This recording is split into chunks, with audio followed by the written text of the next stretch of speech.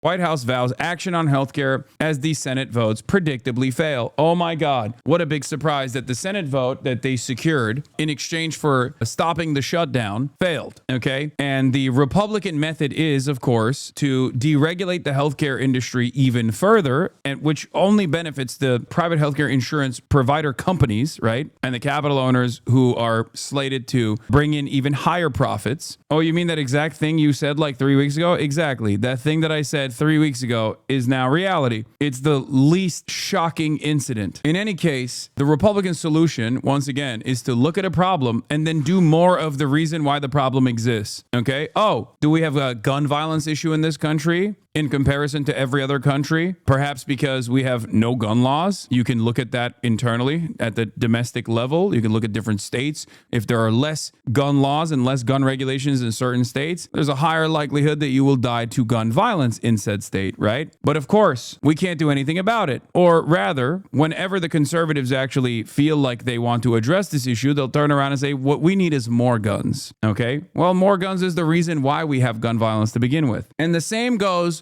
for healthcare. The reason why healthcare sucks in this country is because it is privatized, okay? Every initiative, even those made by the Democrats, have worked with this public-private partnership attitude, okay? Even the ACA, even Obamacare was basically just a subsidy for private insurance in exchange for forcing private insurance providers to basically take on people with pre-existing conditions. Because until Obamacare, many people here don't know this because it sounds so cruel and so insane, but before Obamacare at the federal level, healthcare providers could just deny you coverage if you had a pre-existing condition because you were too costly to cover. So the people that needed the healthcare, private insurance the most, would not be able to get it, no matter how much money they had. It's insane. That's what things used to look like only 2 decades ago in this country, and Republicans fought back against it tooth and nail. They fought hard. They lied about it. Now, what's so crazy about this situation is to basically move in the direction of deregulation even further. They're doing it. Instead of moving in the direction of socializing this structure, okay, and making it infinitely less costly for every single American, making it infinitely less costly for the government, making it a much better system overall, we are moving in the direction of supercharging profits for insurance providers. That is what deregulation does. That's all this is. That's all this will do. And of course, deregulation means higher prices, higher premiums, and less coverage overall, and less legal recourse if you do get that denial of coverage letter. Awesome. It is absolutely devastating. What will it take? I do not know, but it does sure feel like to me that the Democrats could make a much bigger fuss about this and not just simply fight on the boundaries of a private-public healthcare partnership and instead move in the direction of socialization. Free healthcare for all, Medicare for all. That is the only appropriate solution here. I despise every Democrat that has kept up this attitude that no, it is bipartisan, it is uniparty. We have to have free enterprise run amok in healthcare. They are the reason why many Americans cannot even comprehend moving in this direction, for the record. Because if the Republicans are saying, no, of course, the answer is more deregulation, the answer is more private healthcare, private health insurance, and more options for people to choose from, even though deregulation, as we all know, in many sectors, has not led to an abundance of options, but instead more limited options. As a matter of fact, there's more mergers, there's more acquisitions, there's more monopolies, and therefore less options, ironically enough. Not that it matters when it comes to healthcare regardless, because what are you going to do if you have an ailment, if you have a disease, what are you going to do? You can die, I guess. That's the only other option. You either have healthcare and you pay whatever price they dictate, or you die. That is a good or a service with inelastic demand. That's what that means. So the Republicans want to deregulate it further. Democrats' only alternative is to keep the system as it is currently, even though the system itself is failing. It's failing people because of the profit motive in healthcare. There cannot be profit motive in healthcare. Let's take a look. 20 million Americans are set to soar at the end of the month after the Senate failed to act. After this, we'll not have time to try again before premiums shoot through the roof. Republicans blocking an effort to extend expiring Obamacare subsidies, arguing the whole system needs to be overhauled. Democrats' so-called plan is a 3-year extension of the status quo. The worst part about the Republican commentary around this is that they once again literally point to a real problem that people people experience, a real problem, a real issue that people see with their own two eyes, that healthcare is far too costly and that Obamacare has simply been a subsidy for private healthcare providers. What they, of course, don't say, because they're giant pieces of shit,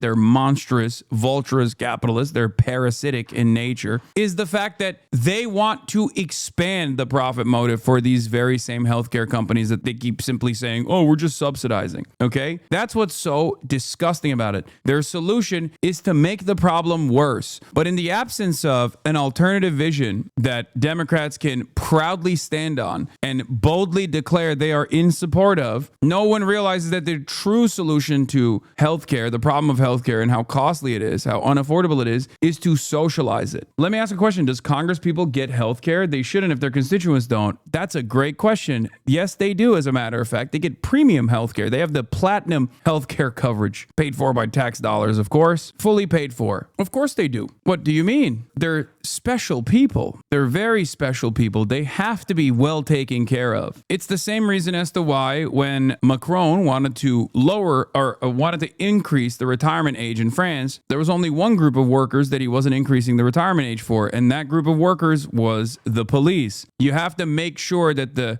most loyal servants of capital are well taken care of, that they are totally removed from the impact of the legislation that they're advancing for the working class. If you make them realize how devastating healthcare is, then all of a sudden they're going to design bills in a way that that improves everyone's living conditions. You can't do that. Also, yeah, without the platinum healthcare, half the congressmen/women would die instantly, probably. I know. This is one of the most abysmal things that happens in America. I cannot believe that this is still a point of contention. And anytime Medicare for all became a major issue, anytime Medicare for all becomes a major issue, Republicans don't even have to address it because Democrats internally will try to address it with a public option alternative that they will never advance, like Joe Biden did. If you remember, Joe Biden was like, oh, I just have a more reasonable approach than Bernie Sanders does. That's what he said in 2020, if you remember. He said he had the public option. He never talked about it after he became president. Not once. The Republicans don't even have to have a discourse around Medicare for all with a position that is against Medicare for all, even though it is an unimaginably popular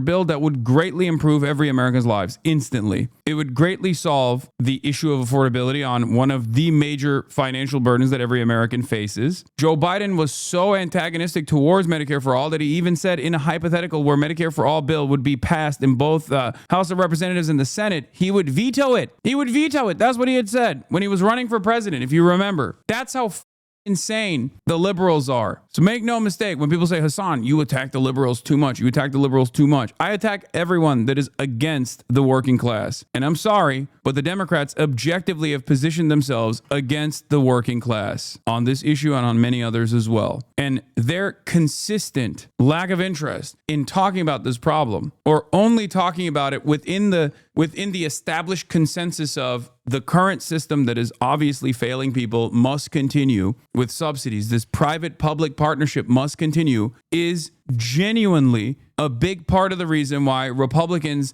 don't even have to deal with it. They don't even have to tackle this issue at all. And that's how they can get away with doing more of this.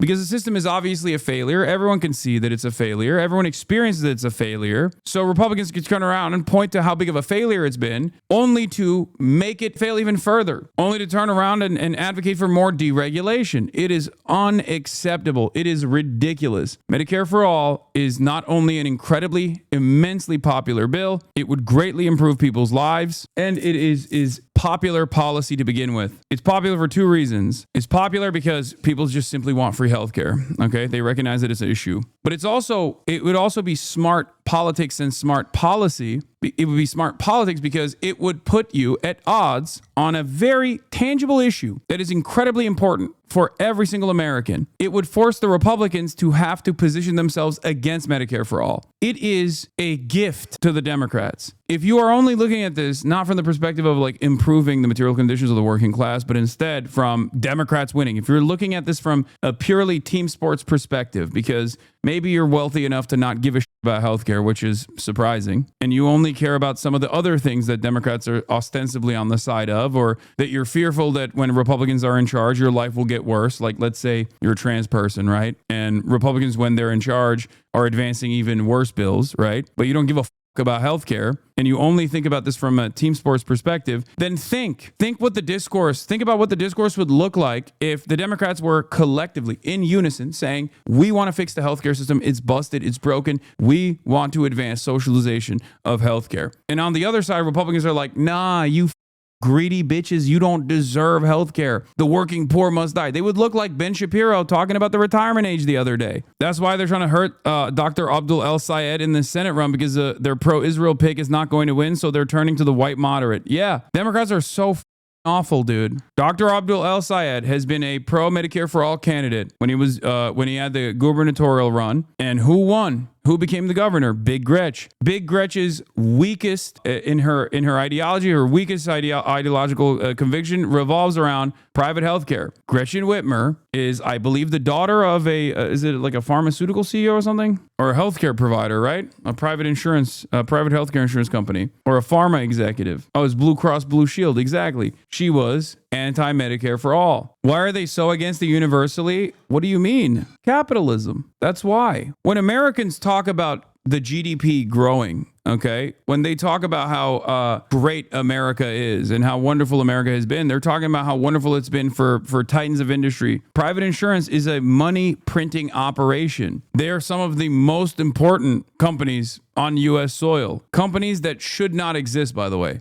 An unnecessary middleman that does not need to exist, that doesn't exist in many other countries, is one of the most impactful industries in this country. It's crazy. It is a costly, unnecessary middleman. Most Americans say government has a responsibility to ensure healthcare coverage. Most Americans, 66%, say the federal government has a responsibility to make sure all Americans have healthcare coverage. Far fewer say it does not. Yet those who say federal government has this responsibility are split over how it should ensure coverage. 35% of all adults favor a single national health insurance system run by the government. 31% say insurance should continue to be provided through a mix of private companies and government programs. And the only reason why they're even split on this, which, by the way, 26 continue Medicare, Medicaid, but the reason why they're even split on this is because the Democrats are not even mentioning this as the alternative. We always forget. We make it seem as though politicians or political parties in this country are simply listening to what the base's demands are. That's obviously not the case. You know that from the issue of Israel. They are reluctant to listen to their base or even admit that their base is demanding a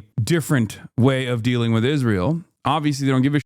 But on this issue, they try to act as though they're listening to the base. But we fail to consider that there is also an important role that politicians play as leaders. Okay, they have the bully pulpit. They have an opportunity to convince people. So if there were more public proclamations in the direction of socialized medicine, constituents would start believing in socialized medicine. They would be like, no, we want this. This is great. Yeah, the average apolitical normie assumes Medicare for all is completely out of the running because they've been lied to about it nonstop for so long from both sides. At a certain point, you have to realize that propaganda is effective. If virtually every serious adult in the room, all the politicians on both parties are telling you Medicare for all is ridiculous, it's socialism, it's communism, it can't happen. Why won't you think about the healthcare insurance executives? If they keep saying it over and over again, then people are going to be like, okay, well, I guess I believe you, right? In the absence of alternatives, the very fact that there is still 66% saying that they want